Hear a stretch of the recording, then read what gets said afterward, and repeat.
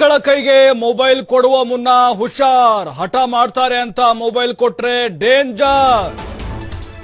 ನೋಡಿ, ನಿಮ್ಮ ಮಕ್ಕಳಿಗೆ ಮೊಬೈಲ್ ಕೊಡುವ ಮುನ್ನ ಈ ಸ್ಟೋರಿನ ಗಮನ ಇಟ್ಟು ಕೇಳಿ.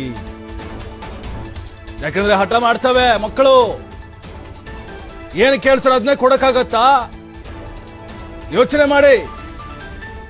ಸೈಲೆಂಟ್ ಆಗಿ ಮಕ್ಕಳಿಗೆ ಒಕ್ಕರಿಸುತ್ತೆ ಟ್ರೆಮರ್ಸ್ ಡಿಸಾರ್ಡರ್. ಏನ್ ಹಂಗಂದ್ರೆ ಮೊಬೈಲ್ ಬಳಕೆಯಿಂದ ಕೈಗಳ ಸೆಳೆತ ಆಗುತ್ತೆ, ನರಗಳ ಎಳೆತ ಶುರುವಾಗುತ್ತೆ. ನೋಡಿ, ತೋರಿಸ್ತಾ ಇದ್ದೀನಿ ನಿಮಗೆ. ನೋಡಿ, ಶೇಕ್ ಆಗ್ತಿದೆ ನೋಡಿ. ಈ ಸಮಸ್ಯೆ ನಿರ್ಲಕ್ಷಿಸಿದ್ರೆ ಮಕ್ಕಳ ದೈಹಿಕ ಆರೋಗ್ಯದ ಮೇಲೆ ಎಫೆಕ್ಟ್ ಆಗುತ್ತೆ. ಕೋವಿಡ್ ಬಳಿಕ ಮಕ್ಕಳಲ್ಲಿ ಕಂಡು ಬರ್ತಾ ಇದೆ ಹೊಸ ಕಾಯಿಲೆ. ನಾವು ಹೇಳ್ತಾ ಇಲ್ಲ, ತಜ್ಞರು ಹೇಳಿದ್ದಾರೆ.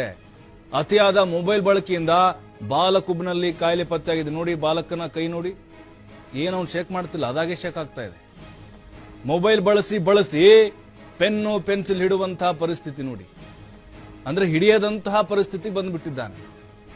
ಪುಸ್ತಕ ಹಿಡಬೇಕಾದಂತಹ ಕೈ, ಪೆನ್ನು ಪೆನ್ಸಿಲ್ ಹಿಡಬೇಕಾದಂತಹ ಕೈ ಈಗ ನೋಡಿ ಹೆಂಗ್ ಅಲಗಾಡ್ತಾ ಇದೆ. ಅಲ್ಲಿ ಸ್ಟಾಪ್ ಆಗಲ್ಲ ಅದು. ಮೊಬೈಲ್ ಯೂಸ್ ಮಾಡಿಲ್ಲ ಅಂದ್ರೆ ಕೈಯಲ್ಲಿ ನಡುಕ ಶುರುವಾಗುತ್ತೆ. ಮೊಬೈಲ್ ಕೊಟ್ರೆ ಕರೆಕ್ಟ್ ಆಗುತ್ತೆ. ಮೊಬೈಲ್ ದೂರ ಹಿಡಿದಿದ್ರೆ ಅಪಾಯ ಕಟ್ಟಿಟ್ಟ ಬುತ್ತಿ. ಹಾಗಾಗಿ ಪದೇ ಪದೇ ಹೇಳ್ತಾ ಇದ್ದೀವಿ, ಇದು ವಯಸ್ಸಿನ ಮಿತಿ ಏನಿಲ್ಲ.